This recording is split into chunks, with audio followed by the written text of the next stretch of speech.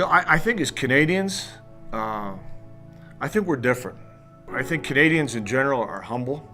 I think they're respectful, accountable, and take great pride in being that, take pride in doing things the right way. So when I think of Canadian pride, man, I just think of, living the right way.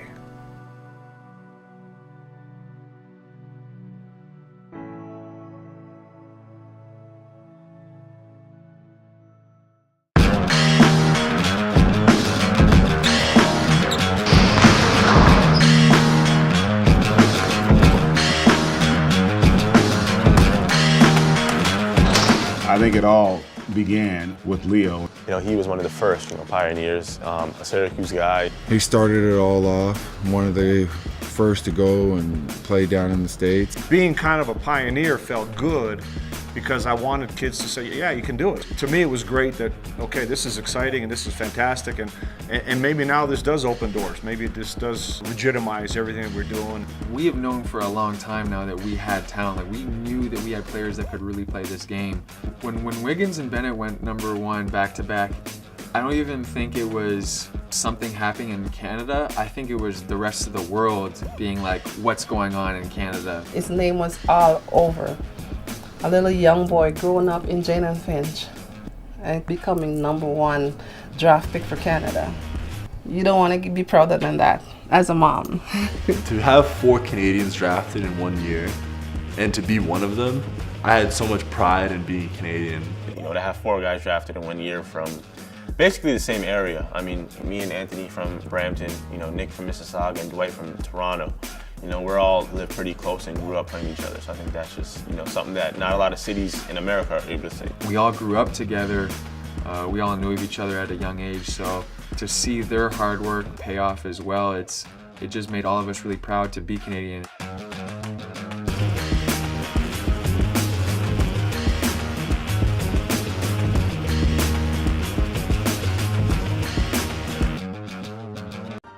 You go around the NBA and you ask people, name some of your favorite cities, to visit. And almost every single one of the players will say, I love going to Toronto. Everybody loves Toronto, playing in Toronto and just being in the city. So the atmosphere in Toronto is really, it's become a great basketball town. Kyle Lowry, DeMar DeRozan, they're just putting Toronto on the map. It's amazing how our fans support us. Even when we was rock bottom, our fans stood there with us, went through it with us, and now the success came, and they deserve every bit of it just as much as us. The love and support that we get when we walk around, and to just be able to say, this is a place that, a country that has accepted us. With Toronto getting all this attention, whether it's the players getting drafted from Toronto or even the Raptors as a team having success and having that fan base, it's a hot city right now. Everyone wants to be there. Everyone wants to know what's going on there. And now to have the All-Star game in Toronto, I think it's huge. It's an honor to be representing Toronto, everybody coming to our city, our country. It is going to be electric. It's going to be a huge party. We travel all over the NBA, and I would put Toronto in the top 5 of the NBA now as far as the atmosphere in the arena, and the crowd has really become a basketball crowd. I always remember watching all the Raptors games, watching all the Vince Carter's highlights. I really enjoyed watching Vince Carter, Chris Bosh. They definitely put the Raptors on the map.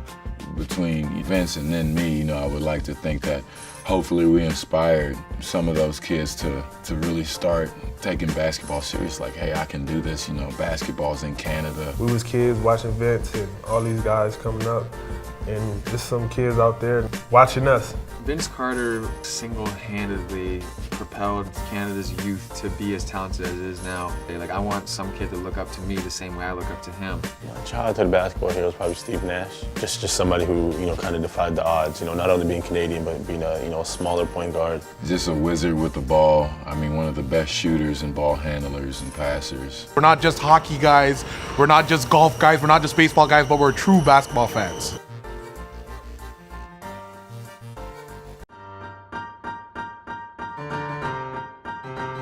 When you talk about Canadian pride, the first thing would jump out is hockey.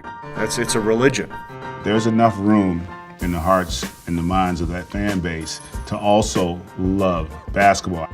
I don't think Toronto needs to be turned from hockey town to a basketball town. Toronto has just loyal fans in general. I think we're going to see great things happen in Canada, in Toronto, with the game of basketball. Just having that bond with, the players, like I said before, and the coaches, and just realizing it's bigger than just ourselves. Like, we're representing the whole country, and we're making the whole country proud when we go out there. Like, it's something that you don't fully understand until you go out there and experience it, and you have Canada on your chest. Like, it's really cool for all of us to be a part of that. I'm very proud to be a part of Canada basketball, represent my country, and have a chance to go for an Olympic gold medal, just have that pride and say Canada's on your chest is really special. You're not just playing in this, competitive arena. You are playing for your country. You're playing for all the people back home that are watching. It's not even just, not just a city, like the entire country.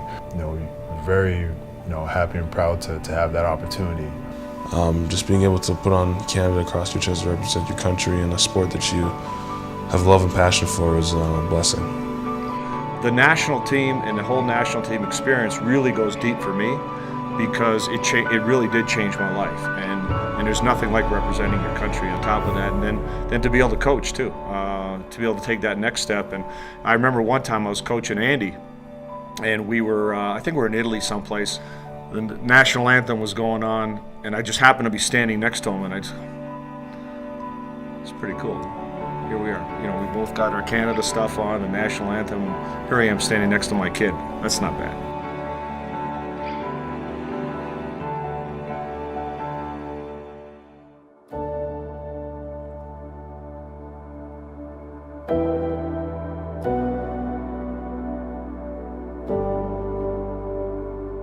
I don't even know how old I was. When I was a young kid, I had a dream of being in the NBA, and I didn't really know for sure if it was possible at that time, and I didn't know for a long time whether or not I was going to be able to kind of live out that dream. But that was always something that was in the back of my mind in every game and every practice. Every time I touched the ball, I was like, one of these days, God willing, this is going to be an NBA ball, and these are going to be NBA players I'm going to be playing against. And every kid's dream just to play in the NBA, and I just get motivated by watching those guys and seeing how good they are, and the steps they took, how they just kept at it, kept working, and I just want to follow in those footsteps.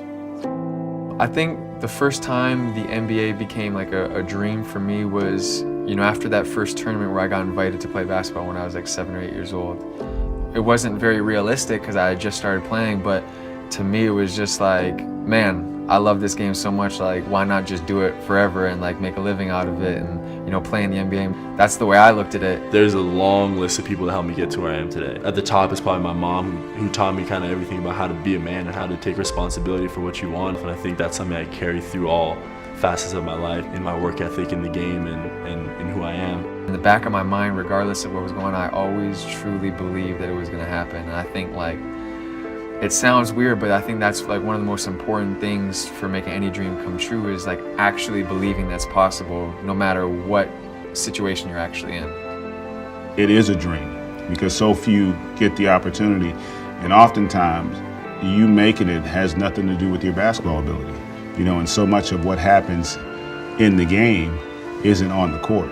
And so, it's important that you give yourself every opportunity to succeed by making sure you follow the right path.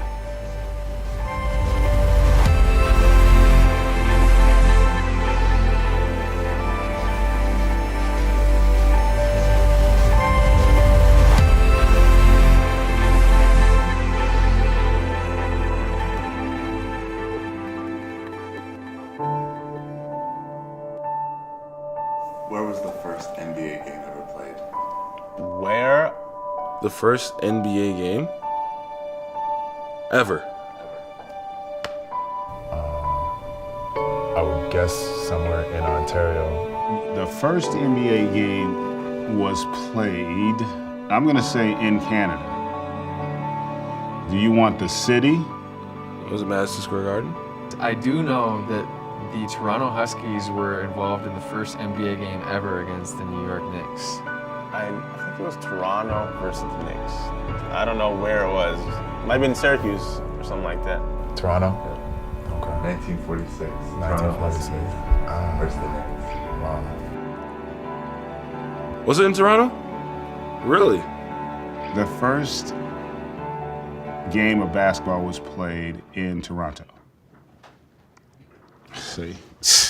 Ding, ding, ding. I didn't get these good looks just by being good looking.